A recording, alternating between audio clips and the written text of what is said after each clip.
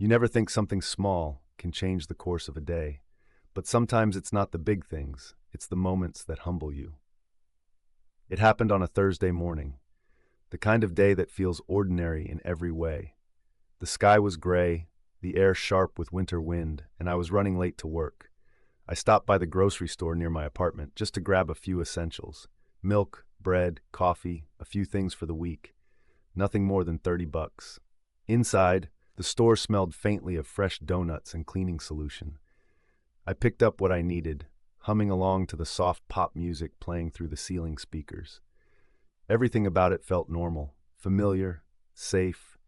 But sometimes, life doesn't warn you before it decides to remind you who you are. When I reached the register, I placed my items down and smiled politely at the cashier, a young guy, maybe 19, with headphones dangling around his neck. He scanned everything, bagged it neatly, and said, "That'll be $28.46. I reached for my wallet, slid the card through the reader, waited. Beep. Card declined. I frowned. "That's weird," I said, trying to sound casual. "Let me try again." Beep. Card declined. My face got warm. I pulled out my phone to check my account. Maybe it was fraud prevention. Maybe I'd hit my daily limit. But when I opened the banking app, the balance stared back like an accusation, $4.17. For a moment, I just stood there, blinking at the screen. Then I looked up. The cashier avoided eye contact. The person behind me shifted impatiently. The line was growing. "I'm sorry," I muttered. "Can I just take the milk and bread?" He nodded politely, rescanned, and handed me the new total, $6.72. I tried the card again. Beep, declined. This time I heard someone sigh behind me. A woman with a toddler in her cart glanced over, then quickly looked away. My throat tightened. "Can you just hold these for me? I'll be back." He nodded again, his expression carefully blank. I grabbed my bag and walked out as fast as I could, pretending to check my phone. Outside, the cold hit harder than before. I stood there on the sidewalk, my heart pounding, my pride bruised. I wasn't broke. I had savings somewhere, but the transfer hadn't cleared yet. I just hadn't planned for timing to betray me. Still, that moment, standing outside a grocery store, empty-handed, made me feel smaller than I had in years. I walked home, hands stuffed deep in my pockets. The world looked the same, but I didn't. It's strange how one tiny humiliation can echo in your chest for hours. Halfway home, I passed a cafe and almost kept walking. But I stopped. Not because I wanted coffee, I couldn't afford it anyway, but because of the smell. Warm espresso, baked croissants, cinnamon, comfort. Inside, the place buzzed with quiet conversation. Students typing on laptops, a man in a suit reading a newspaper. Normal people living normal lives. I stared through the window, feeling like I was on the outside of something I used to belong to. That's when a voice said, "Hey, you okay out here?" I turned. It was the barista, a woman with curly hair and kind eyes, holding a tray of empty cups. "Yeah," I said quickly. "Just thinking." She smiled faintly. "That's dangerous." I laughed, even though I didn't feel like it. "You want to come in? It's freezing." "I'm fine," I said, lying easily. "Suit yourself," she said, stepping back inside. But before she did, she added, "If you need to warm up, I can spare a cup. Happens to everyone sometimes." Then she disappeared into the cafe. I stood there for a while, staring at the reflection of my own tired face in the glass. I wanted to pretend I didn't need help, that I was just passing through.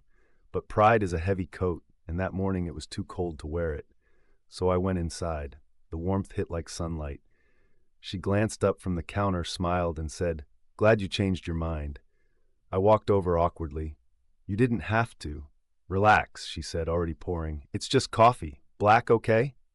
"Yeah, thank you." When she handed me the cup, I noticed her name tag, Lena. I sat at a small table near the window, holding the cup like it was something more than caffeine. It wasn't just heat, it was kindness in a paper cup. Lena went back to serving customers, but every now and then she'd glance over and smile. Not the pity kind, the human kind. When I left, I tried to pay her anyway. "I'll come back and settle this," I said. She shook her head. "You'll pay it forward. That's how it works." I nodded, not trusting my voice. Outside, the cold didn't feel so harsh anymore. The world looked the same, but my chest felt lighter. Sometimes, kindness doesn't solve everything. It just reminds you you're still worth helping. The next morning, I got my paycheck. I paid my bills, stocked my fridge, and transferred a few dollars into my emergency fund. But I couldn't stop thinking about Lena, so I went back to the cafe. She was behind the counter, same smile, same calm energy. "Hey," I said. "I owe you a coffee." She grinned. "You're back." "Told you I would be." I handed her a 20. "One coffee for me, and cover whoever's behind me." She took it, eyes softening. "That's how it starts," she said. I smiled. "That's the point." Over the next few weeks, I kept going back to that cafe. Not every day, just when I needed to feel grounded. There was something about that place, about Lena's quiet warmth, that made the world feel less sharp. Each time I went, I saw new faces. A man with paint on his hands who always ordered tea. A mother reading picture books to her daughter in the corner. A college student crying over her laptop one morning, comforted by a cup Lena placed in front of her with no words needed. It wasn't just a cafe, it was a small accidental community, the kind that forms when strangers start noticing each other's humanity again. One Friday, I stopped by after work. The place was busier than usual. Lena was behind the counter, moving fast but smiling through it. When she saw me, she waved. "Long day?" she asked as I reached the counter. "The longest." She poured me a coffee before I even ordered. "On the house," she said with a wink. "No way," I replied. "I told you I'm done with free coffee." She laughed. "Fine, $2 then." I handed her a 5 and said, "Keep the change. Consider it karma with interest." She looked at the bill and said softly, "You really don't have to." "I know," I said. "That's why it feels good." She smiled, a real one, the kind that reaches the eyes. I sat near the window again, same spot as before, and watched the streetlights flicker outside. The city buzzed in that familiar winter rhythm, hurried, indifferent, endless. But inside that cafe, everything slowed down. A man near the counter fumbled through his wallet, frustration on his face. I overheard him mumbling, "I thought I had enough." He looked embarrassed, his cheeks red. Without thinking, I stood up, walked over and said, "Hey, I've got it!" He blinked at me. "You don't have to," I smiled. "Trust me, I've been there." Lena watched quietly as I handed her a few bills. The man nodded his thanks, his voice quiet. "I'll pay you back." "You already did," I said. And for a moment, I realized I wasn't just paying for his coffee. I was paying back the feeling Lena gave me that day, the one I didn't even know I needed. Later that night, I sat in bed thinking about how fragile life really is, how one declined transaction had changed the way I saw everything. It wasn't about the money. It was about what happens when pride meets circumstance. We live in a world that tells us self-reliance is strength, but sometimes strength is letting someone help you when you can't help yourself. That morning in the grocery store, I thought I'd hit rock bottom. But maybe that moment wasn't a fall. Maybe it was a door. A few days later, I stopped by the cafe again. It was early, quiet, just me and Lena. She was wiping down the counter, humming softly. "I've been thinking," I said. "You probably do this for a lot of people. Give free coffee, small kindnesses. Do you ever get tired?" She smiled without looking up. "Not really. I've been on the other side of that counter too. Sometimes all it takes is a warm drink to remind someone they're still seen." "Still seen," I repeated. That's exactly what it felt like. She nodded, still smiling. Then I did my job. Spring came and the world brightened. The grocery store where it all started put up a new banner, "Contactless payments accepted." I smiled every time I walked by. I even went inside one day, bought milk and bread, and paid with my card. No problem this time. The cashier didn't know why I grinned like an idiot, but that's okay. Some victories are private. Months later, I returned to the cafe after being away for work. Lena wasn't there. A new guy stood behind the counter. "Is Lena around?" I asked. He shook his head. "She moved, said she was starting a small coffee shop back in her hometown."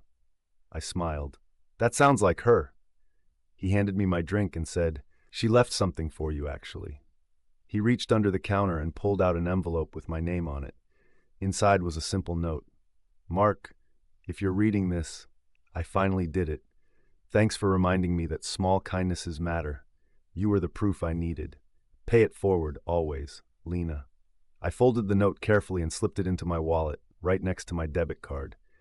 A reminder that sometimes the smallest debts are the ones that never need repaying. Now, every time I see someone struggling, counting coins at a counter, scanning their card twice, pretending not to panic, I step forward. Not because I have to, but because I can. Because once upon a time, someone handed me a cup of coffee and made me feel seen again. And that changed everything. Thank you for listening to this story. If you've ever had a moment where life humbled you, or if a stranger's kindness helped you stand a little taller, I'd love to hear it in the comments. And if this story reminded you of the good that still exists out there, make sure to hit subscribe for more stories that remind us we're all just trying to help each other make it through. This is Fictional Frame, where every story has a lesson worth living.